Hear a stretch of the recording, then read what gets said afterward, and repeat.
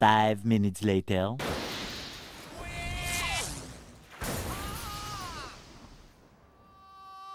This is gonna be a weird time.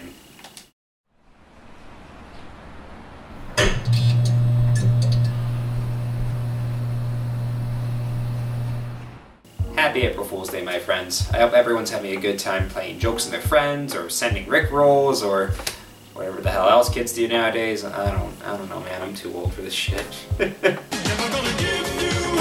Today we embrace comedy and weirdness, so I figured it'd be only appropriate to check out some of the weirdest games I own in my collection. We're not going to do this in any particular order, so let's begin.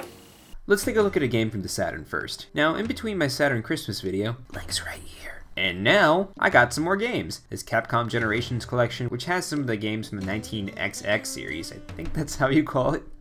Hopefully I can get all 5 volumes of this and get a complete set. And this game right here, Mr. Bones. Now the Saturn has a lot of weird games that are exclusive to Japan, shocking, but this game right here was released in the US. Developed by Zono, who is most known for making this, and Alien vs. Predator Extinction. That's an RTS game exclusive to consoles. That alone is weird. This game is, well, a variety between a platformer and many other playstyles. There's a lot of CG cutscenes that span over 2 discs, which is pretty cool. You don't see that often with the Saturn. In this game, you play as a skeleton named Mr. Bones, of course, and is awakened back from the dead by a half-vampire afro-looking dude named Dagulian? The fuck kind of name is that? Who wants to take over the world with his army of skeletons. Being the only one who's not under his control, it is up to you to stop Dagulian from world domination by traveling to his castle and defeating him. You run into many weird characters like this blind Irish dude who shows Mr. Bones how to play guitar, a siren who's not evil and Mr. Bones flirts with, underwear gnomes, no seriously, what the hell else are they? A dinosaur skeleton that's both a T-Rex and a pterodactyl, alright,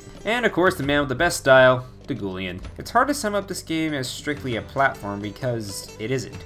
In fact, this game changes playstyles from level to level. One level you're running from the skeletons, and then you're avoiding them on top of a mausoleum in sort of a rhythm game, and then you go back to some more platforming. There are a few levels where you play some instruments as well, like Mr. Bones playing guitar, which is literally hit one of the 6 buttons on the controller to time it with the next riff, or the part where you have to play the drums right here. And in the final level, you guide your guitar to take down these beams, I'm assuming? There's also a part where you have to save the underwear gnomes from spiders, this part where you release the dinosaur by jumping on his chain, which takes forever. And there's some levels where it kind of changes perspective. Like there's a few 3D levels that aren't exactly 3D, if that makes any sense. There's 2 levels where you're running on ice, which the second one is a little more annoying since you have a small amount of time to beat it, but you have unlimited continues, which that's good. There's this part right here where the dino is flying through the castle, which looks pretty cool, but that only happens once. As far as boss battles go, well, there's only really one, and you're beating this guy with knock-knock jokes. What's purple and robs banks? Al Kaplum.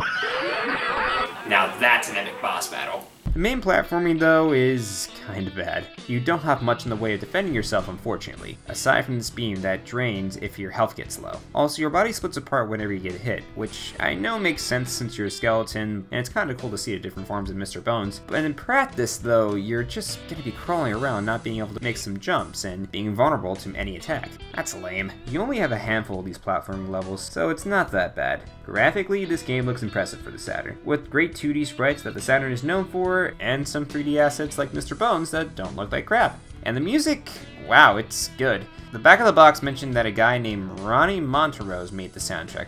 Who the hell is that? Oh, okay. He was in a band named Montrose, of course, with Sammy Hagar of Van Halen fame, and he's made a lot more albums after that. I wasn't expecting a rock and blues inspired soundtrack with a game looking like this, but damn, it's good. Overall, this weird little game has some great variety, but the main platforming levels I'm not the biggest fan of, which luckily isn't that much of the game, but it's still a problem. Add that with the fact that the game is very short and going up there in price for an American copy, it's hard to recommend this game for someone who's not a Saturn collector. But if you want to emulate this game just to check it out, I would recommend it. It's quite the unique experience. I spent $150 on this. I'm not sure if that was worth it.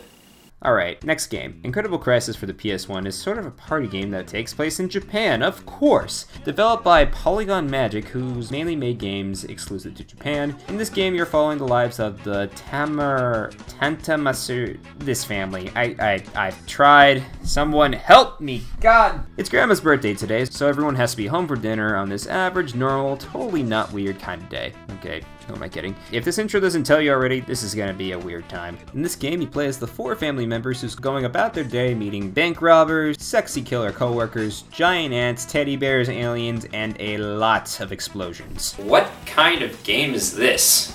This game pretty much boils down to a party game, just it's only a single player party game, where most of the time you're spamming buttons, like running for your life from a giant boulder, getting water out of a boat, which happens like 3 times in this game, padding much, hiding from bank robbers, and riding a bike. Okay, but this minigame in particular has the worst controls ever. You have to spam X and triangle while also steering. This legit hurt my hand after a while. So aside from button spamming games, you also have some rhythm games. Like at the start of the game, you have an office dance party, that's pretty cool. There's also a part where you get knocked out by a rock and you wake up in the back of an ambulance answering questions that you have no way of answering in less than 3 seconds. Like, how am I supposed to answer this? Healthcare. Apparently Japan is almost as bad as the US.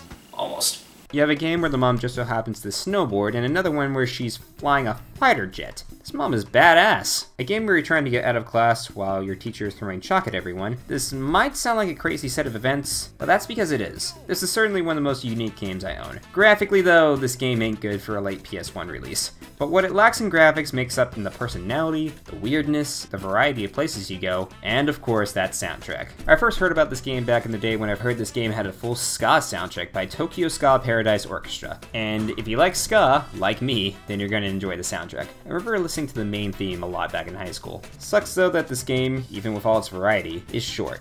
Like, less than 2 hours short. But I would recommend going out of your way to play this, even with all the hand-hurting and button mashing in the end. This is certainly one of the weirdest games I've ever played, and I'm glad I played it. My thumbs still hurt, god damn it. I should probably call some. Alright, next game. Space Channel 5 was a Dreamcast exclusive made back when the system first launched. Yep, this certainly fits the mold for this episode. What is this? Tentacle Monsters meets Star Wars Dance Party? This game was developed in-house by Sega's United Game Artists Studio. They made games like Sega's Tour Car Championship for the arcade and Saturn, Rez for the Dreamcast, and of course, this game. In this sci-fi dance game, you play as a reporter Ulala reporting on aliens attacking some space stations, and you stop them by either dancing them to death or blasting them with your laser gun. You encounter other reporters who want to stop you by taking over the story, right? And then you later learn that the aliens were mind controlled by the president of Space Channel 5 because he wants to get the ratings up. Yeah, the story doesn't make much sense, but that's not important here. The presentation, even though most of the game looks like pre-rendered footage with some 3D assets over it, looks great for the time. This game certainly has a unique look to it, but even with fancy graphics, what's the game like? This is a rhythm game at heart. You have either aliens or people dancing to the music, and you have to copy their moves, hitting the directional buttons and A and B at the right time. There isn't much gameplay. It took me a second to get used to the timing of the button presses, but when I did, it was nice to see my rating percentage go up. You need to get this at a certain percent to progress, which isn't much of a problem if you're any decent at this game. If you save some people, then they end up following you in sort of a dance conga line, and certain people can cause different effects. This guy with a guitar here, who if you save, you hear a guitar solo, or you hear Michael Jackson when you save Space Michael. Wait, what? I mean, Michael Jackson doesn't have the best track record when it comes to games, unless you count Sonic 3. The only problem I have with the gameplay is that it kind of feels slow when Ulala is walking from place to place after you beat something. You have no control of her, so I wish there was more to do. That being said though, the music that you dance to, holy crap, it's good.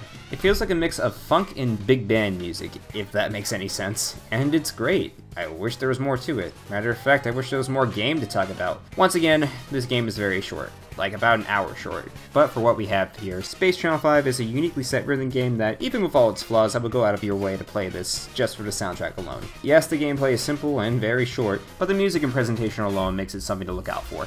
Alright, we're here at the last game, and it won't be a weird games list without some Katamari. Ah yes, Katamari, a franchise that Namco has recently brought some love to. If you haven't heard of this series, to sum it all up, it's a game where you roll a ball of shit down from one place to another, getting larger and larger and eventually overtaking cities, planets, and who knows what. Yeah, it gets pretty frantic going through small places with your giant ball. Try saying that out of context. We're looking at the first game here, Katamari Damacy, because I want to look at the later games, and the first game is a good place to start. That doesn't mean this is the first time I've played this game though. Look at that, I still have my old 2 save files on this. That's cool. Okay, for the story in this one is that the king of all cosmos, the all-powerful ruler of everything in the universe, goes on a drunken rampage and destroys all the stars and the moon. And so he makes the prince do all the work while he belittles him and tells him that he's doing a shit job in the process. Grade 8 parenting, everyone. Alright, so how do you make a star? Simple.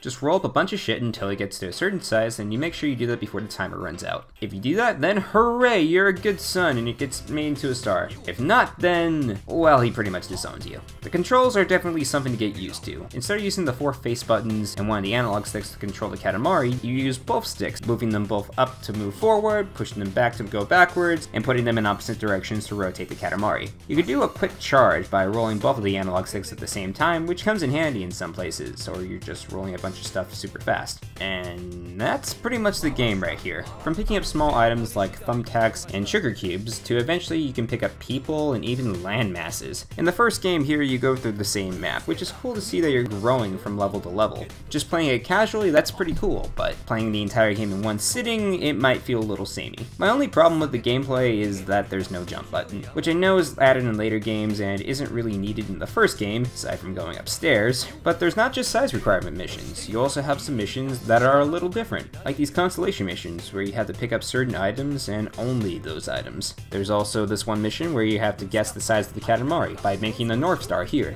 The gameplay is definitely unique and very fun, albeit simple. Graphically, this game looks, well, unique, keeping everything simple for not only having a unique art style, but also making sure the PS2 doesn't have a heart attack while playing the game. I like how the game looks overall. Okay, I know I've been saying all these games have great soundtracks, but if there's one that you should go out of your way to listen to without even playing the game, then there's this one. I fucking love the soundtrack. From the main theme alone, which is a grandiose, fun-loving song that can pretty much get me pumped up for anything, from the main menu music being kind of glitchy and electronic, but also calming with that nice little acoustic guitar riff, to the optimistic and electric song Lonely Star, to the kick-ass beats from the song The Moon and the Prince. You don't hear Japanese rapping every day. This soundtrack is great. Alright, back to the game. Overall, Katamari Damacy is definitely something you should go out of your way to play, whether it be on the PS2 or even the remake. I heard that's pretty much the same game, just upscale for newer consoles. The only problems I mentioned are the interesting controls, which might be a little weird for some new players, but it wasn't a problem for someone who's been playing these games for a long time, and the fact that you can't jump in this one. Other than that, I would highly recommend playing this game. Alright, that was fun. It was certainly a weird time, but a good time, and I hope you guys check some of these games out. Just be careful with Incredible Crisis. That thing broke my controller.